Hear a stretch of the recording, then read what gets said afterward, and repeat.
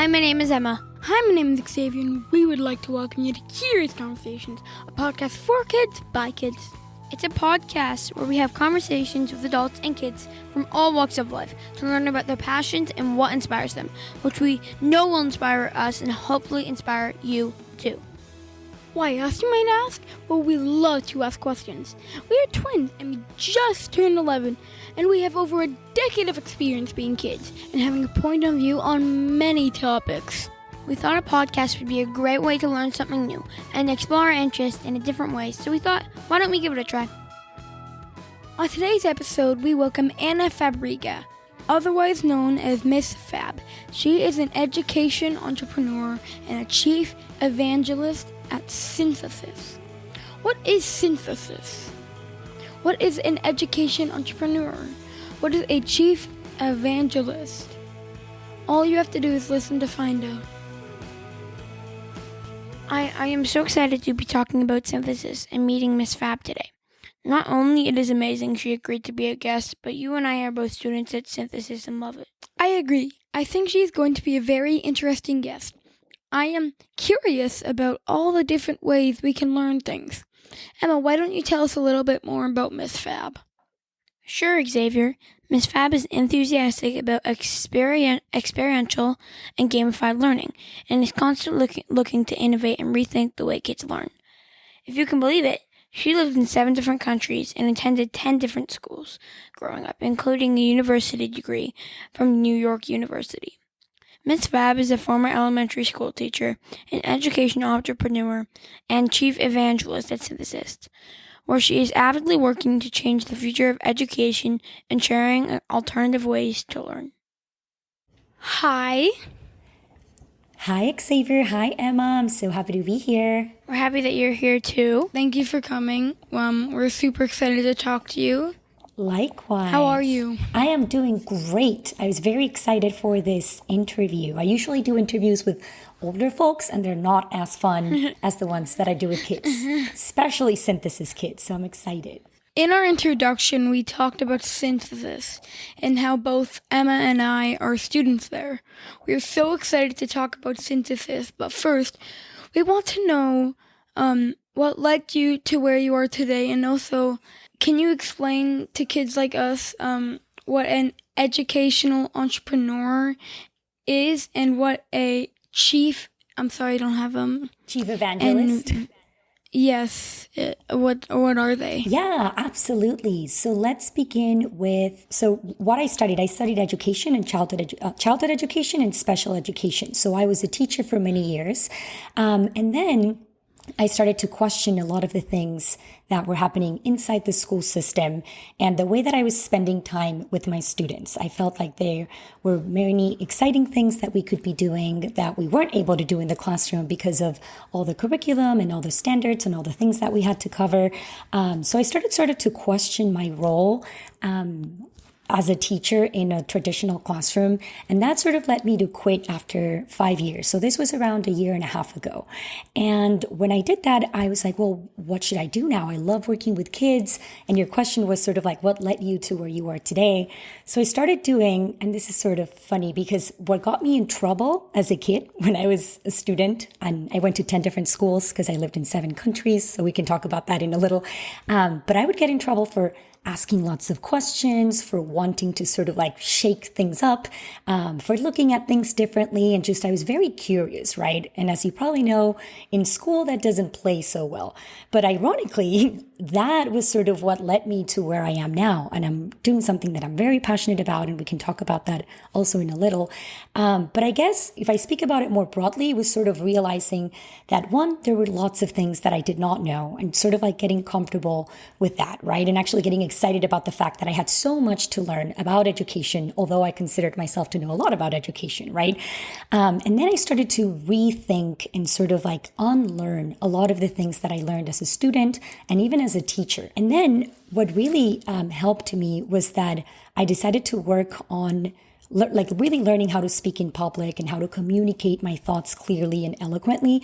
And I decided to learn how to write for modern times. So again, as a teacher, I would teach my 3rd and 4th graders how to write, but it was in a very traditional way, sort of like topics chosen by the curriculum for the teacher, and it wouldn't really get me anywhere. But then I learned how to write about the things that I was curious about and explaining them in ways that were simple and that people would find engaging. And I'm by no means where I want to be yet, but I'm certainly at a better place than I was a year and a half ago.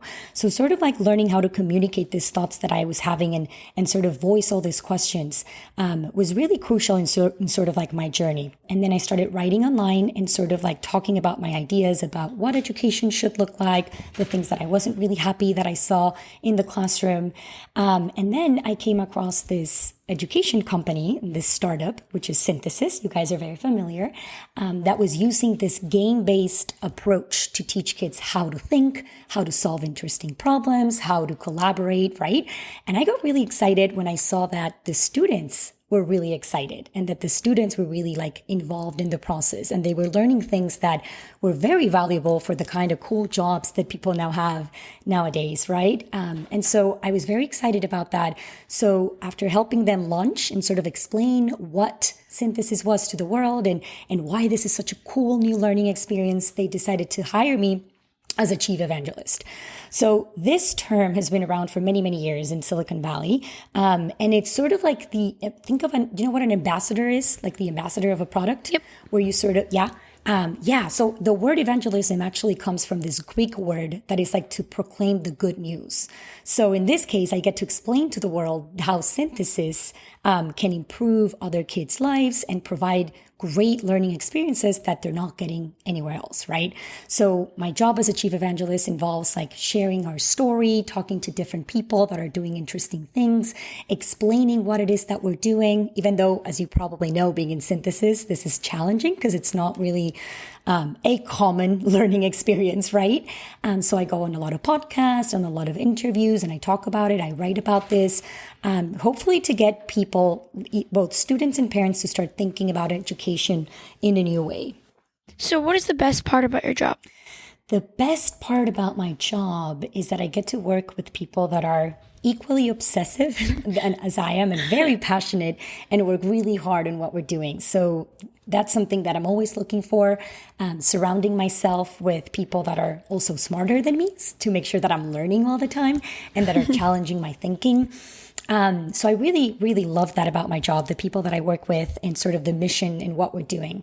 We're very similar in that sense. And the other part that I really love about my job is the flexibility and sort of like the dynamism of the job. So what I mean by flexibility is that I don't have a typical 8 to 5 job. I'm able to structure my days the way that is convenient for me. So I really love that about my job. And then the dynamism is some days I may be writing, other days I may be reading or listening to podcasts or talking to interesting people like both of you, going to conferences. Other days I'm spending time with kids at Synthesis, for example, seeing the simulations. Other days I'm creating videos. So it's a very I get bored pretty quickly. So this job is perfect for me because I get to do a little bit of everything, right? And that way I'm never bored. So those are probably my favorite things about my job. Let's take some time to talk about Synthesis. Mm-hmm. We are going to put a link in the show notes so people can explore more about Synthesis. Mm-hmm. But can you give us a quick explanation about what Synthesis is? Yeah, for sure. And then I want to see if you guys agree, since you guys are students at Synthesis. So Synthesis is a new online learning experience where kids ages roughly 8 through 14 from all over the world get to join this online space and then work together and also compete against each other to solve challenging problems that sort of mirror the kind of problems that we face in the real world, right? So we use a game-based approach. So it doesn't really feel like a class. It doesn't really feel like school, right? Because you are competing and collaborating to solve these like really challenging problems, but using, through our game simulations. And by doing that, you're learning how to communicate better, how to solve problems in a team, how to deal with uncertainty, right? Do we tell you like the rules of the game? No, never. You just throw us in there. Right? We sort of tell you, sort of like figure it out, right? So we do that on purpose because we realize that a lot of what happens in the real world, like the real world doesn't really come with instructions the way we usually operate in school, right? The real world, you sort of have to figure things out and think for yourself and try something, and maybe what you tried doesn't work, so you fail in the process, but then you pick yourself up, you try again, you try a different strategy. And we wanted to come up with a learning experience that mirrored that was very similar to what happens in the real world, because what a better way to prepare you to be an adult than that, and to do it in a way that was fun and engaging. So for that, we made sure that the students are very much in charge of it. You see that the teachers or the facilitators, which is what we call the adults that are in the simulations, they rarely interject, right? They're mostly there to pose questions and make sure that, put a little bit of order in the chaos, but it's very chaotic, right? Yeah. And just let kids create and let kids sort of figure things out for their own, right? And sort of like struggle in the process. And that's what really caught my attention, because again, coming from a very traditional teaching background, we don't see this often in school, and it's really what's missing so that we can be better prepared for the real world. So that's sort of like how synthesis is starting. We are going to be evolving in the second year that we are out, right? Because we've been around for a year now. So maybe if we have this conversation in a year, we'll have different components to sort of like the synthesis world, right? Is that a good explanation? Yeah, I do like it.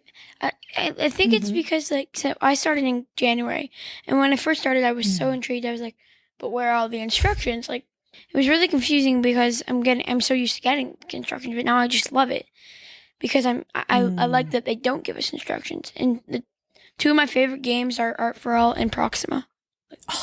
Yeah, aren't those great? I'm so happy to hear that, Emma. Absolutely.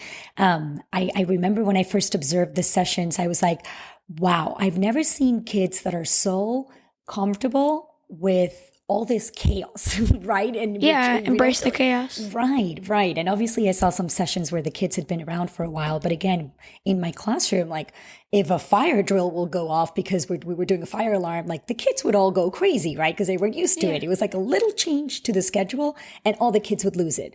And here it's sort of like, no, we're teaching you to get comfortable with this and sort of like stop, figure it out, and then what should you try next? So that was just really interesting and a very cool approach that we take at Synthesis. What do you think, Xavier? Would you add anything to that description? Well, I think you did it absolutely perfectly. What I really, really love about synthesis is that you don't have to just sit down in a desk and go put your head in a paper and just write for it. I really enjoy playing games, and any type of game would really keep me interested. If it's a game that I really, really love, I could probably do it for hours on end. And that's what synthesis showed me, that learning isn't just from school, it's from anyone and anywhere around the world. Oh, I love that. You guys do a way better job explaining what this is than I do. Love that. So we know that synthesis shows people that there are many ways to learn, but it's just a start. If you can make education what you envision it, what would a normal day look like? Oh, this is such a good question. Okay, so I'm going to sort of give you an example of what a day could look like. But again, this can vary depending on many factors. But let's say that if I could decide how this was done, kids would first be spending a few hours in the morning or at some point during the day outside, either with facilitators or mentors and kids that are different ages, in sort of like an unstructured setting. So they could be, have you guys heard of this term called like forest schools? No. And if not, okay, great. So I'll explain what it is. So forest schools are sort of like schools that take place outside. So it could be, again, in the forest, or it could be in a farm, or it could be in the beach. But basically the kids are exploring outdoors and they're taking little risks. And there's a lot of like hands-on activities, but in a natural setting. So I love this idea. And I think that in my ideal world, kids would be spending some time outside in this kind of environment, similar to forest schools, with other kids, where you get to socialize and explore and sort of like learn on demand, which means learn based on whatever it is that you're encountering at the moment. Then, have you heard of the term micro schools? Or they're calling it nowadays like learning pods. Have you heard of that? I've heard of it a little bit, but I don't know much about it. Great. So I'll go ahead and explain it. So learning pods or micro schools are sort of kids getting together, and it's 5 to 8 kids sort of with an adult, and you get together either in a house or in a comfy space. It could be like an office, or sometimes they meet in churches, and it's learning in a very unstructured way as well. You may have a curriculum, but it's usually a flexible curriculum. And what's great about this is that you get more personalized instruction. You have more attention from the adult. You get to learn from the other kids, and you get to do more meaningful projects, right? So let's say that after you had time to explore outside, then maybe this is the time where you're working on projects that have science and math, or maybe they're teaching you how to write, but in a real context way, right? So it's like and the great thing about this is they tend to be fun and more student-led. So I would incorporate that also in the day. Then, you know how in school we spend around 7 hours in a classroom? I think that's one of the craziest ideas that we've come up with in order to teach kids how to learn. Because the reality is that out of those 7 hours, we're not really actively learning those 7 hours. So I think that it's even more valuable to spend just maybe 2 to 3 hours with that direct learning instruction, and then have lots of time for unstructured, self-directed learning. So this could be a time where you are consuming information from different sources. So it could be books, it could be YouTube, it could be documentaries, maybe a podcast, or having a cool conversation with someone, anything that you're curious about, right? So you're sort of like learning and consuming information. And then you actually have to produce something with whatever it is that you consumed. So you're not only going to learn about something, but then you maybe want to do a little movie about it, or you want to write about it, or you want to do a podcast about it, right? Or maybe a sketch or something, but making sure that you're putting in hours into crafting a skill set of your choice. Then I would incorporate a little bit of technology, right? And here, but mainly to sort of like share your creative output, to connect with like-minded peers, the way you guys do in synthesis. So a way for you to sort of like join an online community where you meet kids from different places, from different backgrounds, and you get to do things like, for example, in synthesis, solve interesting problems with a very diverse group, right? And then I would find, and maybe this doesn't have to happen every day, but at least sometime during the week, where you meet with a mentor. And a mentor could be anyone that you admire and you look up to. That's not mom and dad, because although we admire mom and dad, it's better when it's someone that's not in your direct family. And it could be an older kid. It could be maybe a coach. It could be anyone that can help you sort of reflect on your learning on the week and your progress and your process, and help you sort of like see the spaces where you need help, etc. So it's more like a feedback way of learning. So that's sort of like the way that I envision it. An example of a day, yeah. So at our school, we have outdoor education. This year, it's once a week. We did this activity the first time. It was about asking for help. And what we did was we had a string, and 3 people volunteered. They went to the other side of the field, and we all held our hands on the string to make a circle. And they were instructed to find the end of the string, but we actually tied the end of the string into a knot. So they were blindfolded, and they would be walking around in a circle. The only way to get out of the rope and to find the end of the rope is when you ask for help. I love that. And I've never heard of outdoor education. That's so cool that your school does that. Very cool example. See, you're practicing similar skills than the ones that you practice at synthesis, but in real life, and in a more social context in that way, right? I love that. Thanks for sharing, Emma. I was actually one of those people in my class who volunteered to be blindfolded. And I'm like, I don't need help right now. I'm going to try this for as long as I can. Right. The teacher literally said, there's a way out of the circle. There wasn't a way out of the circle.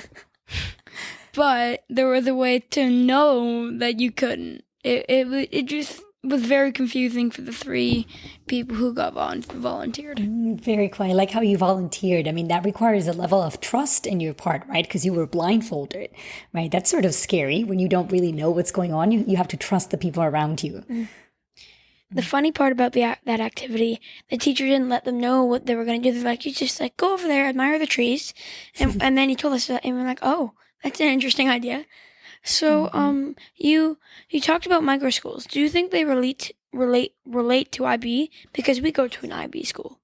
Oh, you go to an IB school. Very cool. Yeah. Well, I guess they relate in the sense that you get to explore, and you sort of learn, and correct me if I'm wrong, but you're learning topics that you explore, and then the teacher sort of has a lot more of autonomy on the sort of the curriculum and the things that they're teaching you. So they get to, it really depends on the teacher. So I think that it relates to it in the sense that the teacher has more autonomy, or the adult, and it's more flexible, and it's more related to whatever it is that the kids are interested in learning. So I think it does definitely relate in that sense. And it also, this is similar for a lot of progressive approaches like Montessori or Reggio Emilia or Waldorf. They all sort of like share that idea. So we also went to Montessori as our preschool, or like before JK, so we've had a kind of learning experience like that. And you said like concepts, like, there's not much of a curriculum. We call them lines of inquiry. We have who we are, where we are in place and time, how the world works, etc. And basically what it is that there's a whole paragraph. In your time at the school, you learn basically 1 or 2 lines of that, like, unit line of inquiry, and you learn it in each different grade. And the idea is by the end of grade 6, which is what we are in, you've learned that whole paragraph in different structures. And the idea is like giving us information, but not like so much information, but we didn't realize we were learning that much information the whole time. Absolutely love that. I'm a fan of inquiry-based learning, and I think that that's one of the big things that's missing in traditional schools, that kids are not really asking a lot of questions, right? A lot of the questions are actually posed by the teacher, or they're prefabricated in the textbooks. And but I think that one of the best ways to learn, and kids are natural at doing this, right? Unless they train us out of it, is by asking questions, right? And asking questions over questions over questions. Like that's really one of the traits that you see in a lot of the people that have innovated, in the world. It's because they don't get tired of asking why, and of, they just have questions after question. And that really is one of the best ways to learn. So it makes me happy to hear that you had that kind of that you're going through that kind of learning experience. I really enjoy less structuring learning. I learn better when I am not sitting in a desk, usually. I completely agree. I am actually standing up right now. So I'm like you in that way. So you mentioned unstructuring learning. How do you continue to learn outside of your job? Oh, that's a great question. So I make sure that I block times during the week, during my days, for sort of unstructured learning. So it's a moment where I do 2 things. I consume information, and then I produce something. So I consume information from either podcasts that I'm listening, or books that I'm reading, from Twitter, from interesting conversations like this one, from documentaries, from playing a synthesis games. Like these are all examples of places where I consume my information, right? Because I sort of think about it like a car. Like a car needs fuel in order to keep going, right? So when I feel like I'm running out of fuel and I'm running out of ideas, it means that I need to start consuming again, right? But once I consume, then I must do something to put that into, like, do something with that information, because otherwise I'm going to forget about it, or it's just there in my brain. So I need to do something with that. So then I also block some time during the day to produce my own insights or my own takeaways from what it is that I'm consuming. So for everything I consume, then I produce something. So that's one way that I continue to learn. The second way is I am always looking for ways to surround myself with interesting people. I try never to be the smartest one in the room, because then I'm not really learning, right? And I purposely put myself in situations where I don't know about a topic, or I'll enroll in something, in an activity. Like the other day I enrolled in salsa classes. I didn't know how to salsa dance. I know how to do other kinds of dances, but not salsa. I purposely did that because I love trying something that I've never done before, and then slowly getting good at it, right? With practice. So that's another way that I continue to learn. I love reading, and again, consuming from different things, and then just producing my own insights and sharing them so that I get feedback. When I put things out, usually people will comment and be like, Ana, have you thought about it this way? And I'm like, no, thank you for bringing that up. I just learned something new. And then I guess when I was a teacher, one of the ways that I would really learn that I miss a lot now that I'm not working as closely with kids is just by being surrounded by children. I would learn a ton, even more than when I was with adults, because you guys are so curious. You're always like obsessed with something new that you would like to talk about and share about. You have a different, fresh perspective. So definitely surrounding myself with younger people is a great way to continue to learn. So just like what you said about trying something new, what I learned on Tuesday when I went to my first rock climbing class is that you will never get something first try. You always need to work on it. And so now that we're going after this, I'm trying my best to learn from my mistakes. I love that, Xavier. That's definitely one of the best ways to learn. Once you get comfortable with the idea that you need to make lots of little mistakes in order to succeed, and you're not afraid of that, that's when you start to go in a learning sprint, right? When you stop fearing making mistakes and failure, you sort of like see it as an opportunity to start again. This time in a more intelligent way. Let's put it that way, right? With more information. So I like to build things a lot, out of everything. I like to go into my garage, with my Hot Wheel cars and build cool tracks. And I love to build with Lego and stuff. And I love to make Nerf towers. I always like to grab, some characters and put them up and shoot them down. How do you continue learning? Well, you were telling me that you like to build all these different things and experiment outside of school, right? And how do you like to consume content, for example, or consume knowledge? Well, I can learn from my parents, my friends, my teachers, from myself. I don't know, like, I try one thing, it doesn't work, then I try another strategy for it. I love that. I continue to learn as much as I want to. So I continue to learn by always learning stuff that are hard for me, that I necessarily don't want to do, but I still do them because it's better for me if I learn it. I love how much agency you have over your learning. Like, you're very self-aware for, how old are you, Xavier? 11. 11. You're very self-aware for an 11-year-old. How old are you, Emma? 11. We're twins. Oh, you're twins. I did not. Yeah. Fun fact. Very cool. So the way I continue learning, I think it's just because I like to read a lot. I love reading fiction series like Keeper of the Lost Cities and School for the Good and Evil, but I really will read anything, including nonfiction like autobiographies. Right now, I'm reading Becoming by Michelle Obama. Me too. Yeah, it's really I'm also good. reading that book. That's so cool, Emma. My reading has also inspired me to be a writer, so I love filling notebooks with all kinds of stories in different worlds. Oh, this is amazing. Amazing. Thank you for sharing that. We know that synthesis is all about failing and learning. Can you give us an example of a time that you failed at anything? And what did you learn from that experience? Ooh, what a great question. So, I failed many, many times, but I guess one failure that I'm actually really happy that it ended up that way was when as soon as I quit teaching, I wasn't sure what I wanted to do. So I knew that part of me knew that I wanted to do something different and I wanted to take some time to explore, but I was so nervous that I needed to have a standard job and sort of something that I could explain to people what it is that I'm doing and find something quickly so that I'm not out of a job. So I remember applying for this job in Miami, and it was in a school, but it wasn't teaching. And I really wasn't excited about the job. And I remember doing the interview and I really wasn't into this. And it wasn't what I wanted to do. And I guess it reflected a lot on the way that I was doing the interview.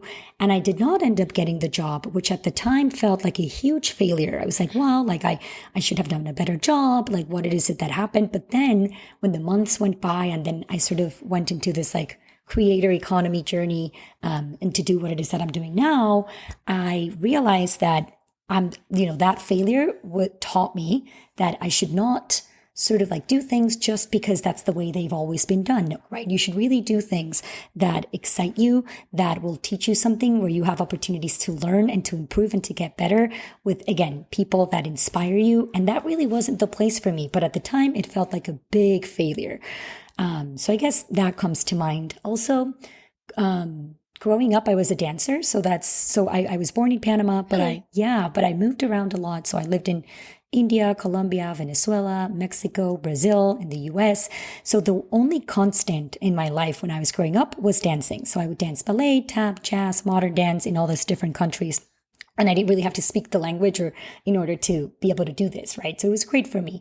But I do remember there were lots of times as a dancer where I failed, where things did not go my way, where sometimes I was not able to perform because of something that I did wrong. So definitely dancing taught me a lot about failing and the importance of standing up and trying again and keep putting in the reps, keep practicing. And that's when I really saw improvements over time. So I guess those are two moments that I can think of right now. That's really inspiring. So I have been a fan of Elon Musk long before I started Synthesis. I'm reading his book, and I did a project on SN8, the reusable rocket, last year in school. Have you met him? And if so, what is he like? No, so I have not met Elon, but our co-founder, Josh Dahn, was the one who started Ad Astra, the lab school at SpaceX in Hawthorne. And that this is the school that they created for Elon's kids and sort of like the SpaceX employees. So Josh worked directly with Elon for all the years that his kids were in the school. And he did meet him several times and try to emulate the way that he thinks. Like you said, Emma, I'm also a big fan of Elon. And the way that he thinks and just how he's so determined, and the word no doesn't exist in his book, right? Like he thinks of something and he will figure out how to do it no matter what. And I really admire that. So Josh tried to sort of see the way that and study the way that Elon thinks and operates, and then try to create the perfect learning conditions for kids to sort of like learn to think that way. So Synthesis was the most popular class at the school. And that's sort of like, we decided to then scale that and put it online in software so that kids from all over the world could have access to this very different learning experience. But no, the answer is like, I don't know him personally, but I feel like I'm constantly surrounded by his ideas and by people that do know him. And so who knows, maybe someday. So, who or what inspires you? Oh, that's a great question. So, well, related to Elon, actually. So for who, I would sort of say it's like a category of people, right? So I'm really inspired by people who, like Elon, sort of like go against the grain to make things better. Those who have like a vision for something and they're super passionate and obsessive, and they will keep on working until they figure it out and until they achieve what they want to do. I'm really inspired by people who question things and question the defaults and carve their own paths. I'm really inspired by people who fail publicly and then pick themselves up and try again. And yeah, like people like Elon and Jeff Bezos and, that sort of like do things that seem impossible, but then they end up doing it, right? I think also of people like Maria Montessori, which you guys are familiar, right? The Italian educator that started this Montessori movement. It was in the 1900s at a time where it was very controversial, her ideas, and it was just very out there. And she was like, it doesn't matter. Like, I really believe in this and I'm going to make it happen. It doesn't matter if people agree with me or not. So I really admire that. And related to that, like what inspires me is being around interesting people, passionate people, hardworking people, people like you guys that are, you're 11 years old and you started a podcast. Like, I am very inspired by that. Like, incredible. A person who really inspires me is my big brother, Jackson. He sometimes struggles with things, and he always pushes through and focuses on what he can do instead of quitting and feeling down and being like, I can't do this. I usually act like that sometimes, and every time I do, I try my best to think about my brother and what he does. Oh, I love what that's such a great strategy, Xavier. Once again, I cannot believe that I'm talking to 11-year-olds. Whenever you're going through a hardship or something difficult, it's such a good strategy to think of someone you admire and how they would handle with the situation. So in this case, it's your brother, and that's wonderful. That's a great mental model, actually, which is sort of like the things that we teach at Synthesis. So that's amazing. What about you, Emma? Well, I have three main people. My mom, because she's an entrepreneur and she's passionate about gender equality, and also the singer Pink, because she ignores the critics and has fun doing what she does, like regardless of what people think. She cut her hair, okay, so you think I look like a boy, so what? Before, like a couple years ago, I did cut my hair and people did mistake me for a boy. And I always thought in my head, just because I have short hair does not mean I'm a boy. That should not be a stereotype. Exactly. And then also Michelle Obama, because I read her book and I'm just at the part where she she's been first lady and she doesn't want to be that. During the campaign, she didn't really want to be the passive first lady that just sits there. She told her story. She told it in auditoriums full of people, and she just didn't sit back and be the passive, perfect first lady everyone expects her to be. Oh, what a beautiful answer. I love that. I also admire Michelle Obama a lot. So what makes you happy? Oh, what a great question. So this is an interesting one. Can I start by saying what I thought made me happy and then what made me change my mind? Of course. Yeah, okay. So I used to think for the longest time that what made me happy was to be super productive in a day. And this meant, making sure that I went through or as much as I can through my to-do list, that I found time to work out, to spend time with my family. And I would just put a bunch of things in my schedule. And I was like, I will be happy if I get through all this. Now, as you can imagine, this quickly became an issue because life gets in the way and sometimes you're not able to accomplish all the things and someone like me, I'm very obsessive and I'm very ambitious. So you can imagine how long my to-do lists were. And there were days where I would accomplish it and I would feel great, but that happiness that I would feel would quickly fade because I started to worry about the next day and all the things that I had to do the next day in order to be quote unquote happy. And then I quickly realized, wait, on the days that I'm not able to do all the things that I set myself to do and be productive, I am really feeling this hole inside. And I started to realize this can't be happiness. And I came across a definition of happiness that really resonated with me from someone that I admire a lot. His name is Naval Ravikant. He's an angel investor and he's also a philosopher. And he talked about how happiness was that state where you feel like you're not missing anything. So you're not thinking about the future. You're not thinking about the past. You're sort of just present. When I read that, I was like, maybe I should stop measuring my happiness depending on, what it is that I accomplish in a day and just sort of try to be present and be content with the present moment. And I started to realize that I would immerse myself in certain activities where I'm not thinking about the future of the past and I'm just genuinely happy. One of them is when I'm dancing. And I realize that when I'm dancing, I am not thinking about anything. I'm thinking about the next step that I'm going to take, right? So it's a moment where I feel really content with myself.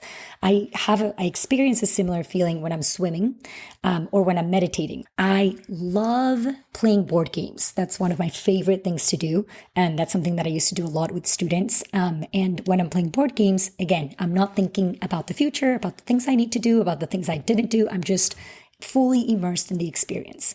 And then when I'm reading, but for pleasure. So when I'm reading because I have to do something with that context or that text, then I don't really experience this. But when I'm doing it just for pleasure and I sort of get lost in the book, then I experience that happiness that I'm talking about. So that's one thing.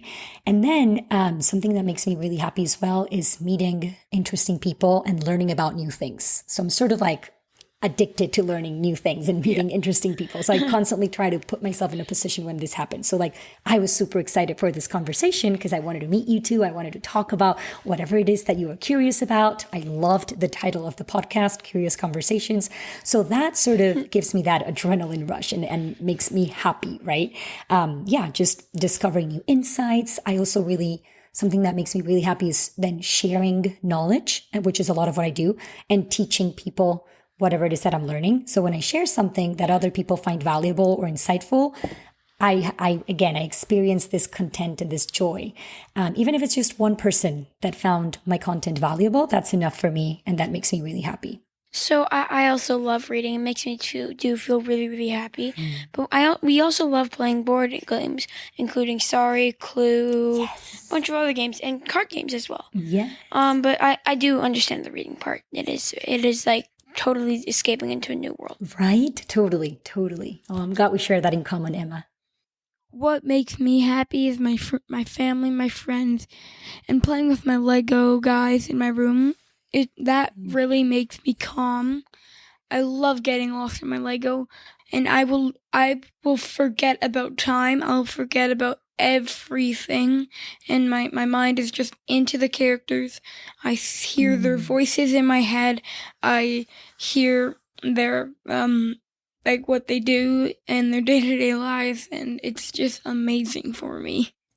I love that, Xavier. Let me ask you a quick follow-up question. Do you, when you play with Legos, are you usually sort of like building whatever it is that comes in the box and following those instructions, or are you sort of building your own things, or is it a mix of both? I'm just curious how you play with the Legos.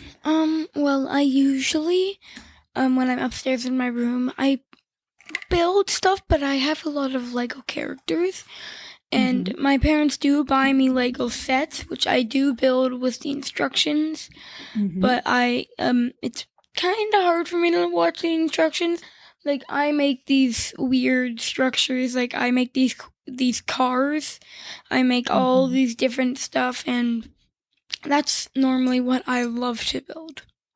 Oh, I'm so happy you shared that. That's great. I'm actually going to be publishing a video on the Lego effect where I talk about what happens when you're building Legos that come in kits and you're following instructions, and then what happens when you're actually just using the old Lego approach that doesn't come with instructions. You're just sort of what you were saying, like build weird structures, anything that your imagination sort of like takes you, and anything that you come up with, right? And how valuable that kind of play is. Even more valuable than the one of following instructions. So I'm so glad you shared that, Xavier. Maybe you'll like the video that I'll share. So what makes me happy are my pets. We have a beagle named Maverick. You probably hear him in the background sometimes. He's the one opening the doors and stuff, and he's like clip-clotting around. Sometimes he just lays with us, podcasting. And we have an Egyptian Mao cat named Loki. I don't know, they just help me calm me down when I pet them. They're really easy to hang out with. So yeah, definitely. Animals have there's something about animals that bring the sense of joy that we were talking about. Absolutely. It's 100%. A lot of people say dog is the best man's friend, but so are cats. Both of them, both cats and dogs are both wonderful creatures. I completely agree. Before we end, is there anything you would like to ask us? Yes, of course. I, again, am so inspired by the fact that 2 11-year-olds took the time and effort to start a podcast. So this is something that I have in my pipeline, starting a podcast. And so I'm just so impressed by the fact that you guys did this. So I guess my question is, what inspired you to start a podcast? And what's an advice you have for me as now I get into this journey, as I start my own podcast around education? If you want to have advice for making a podcast, you want to have a wish list of people that you want to have potentially on the podcast. We have a wish list. You probably want headphones, a microphone, and a quiet place to work, and a place like to put it on, like Apple Podcast or Spotify. Amazing. Thank you for that, Xavier. Emma, how do you guys come up with this incredible questions? That's my other, I'm curious about that because I've been in many podcasts and these questions were just very, very good. Like I can tell that you guys did some research or really thought about it, depending on your guest. Am I correct? Yes. So depending on their guest, we always have a set of normal questions that we always ask each interview. But sometimes I'm just laying there reading or like petting our dog or cat, and I think of a question. I'm like, oh, we should put that in the podcast, and I go tell Mom, and when I put it in the document that we have.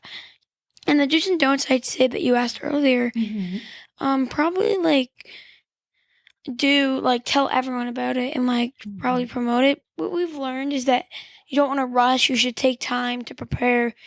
But basically, just you find your own schedule. You find the layout you want for it to work. So This is great advice. Thank you so much, Xavier and Emma. Well, thank you so much for being on the podcast, and you taught us a bunch of stuff. That is so sweet of you, Xavier. Thank you so much. Thanks for coming on. Thank you for having me. Bye. Thank you. Bye-bye. Bye.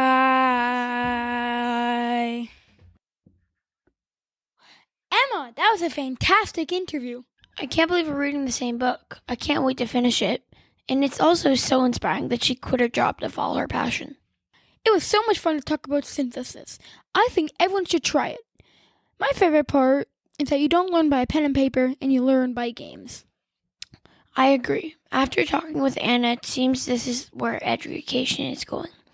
I love the game Proxima, Fire Ridge, and more, and how we learn to collaborate through the game. Her ideal school day sounds amazing. A couple of hours of traditional school, lots of outdoor time, and learning what we would choose. I want to go to that school. Don't forget to check out Synthesis in the show notes, and remember, embrace the chaos.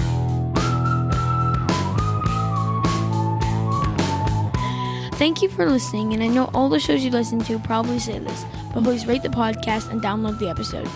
And follow us on Twitter and Instagram. That'll be in the show notes. And if you want to say hi to us, we'd love to connect with you. Thank you so much for listening to this episode of Curious Conversations. Bye!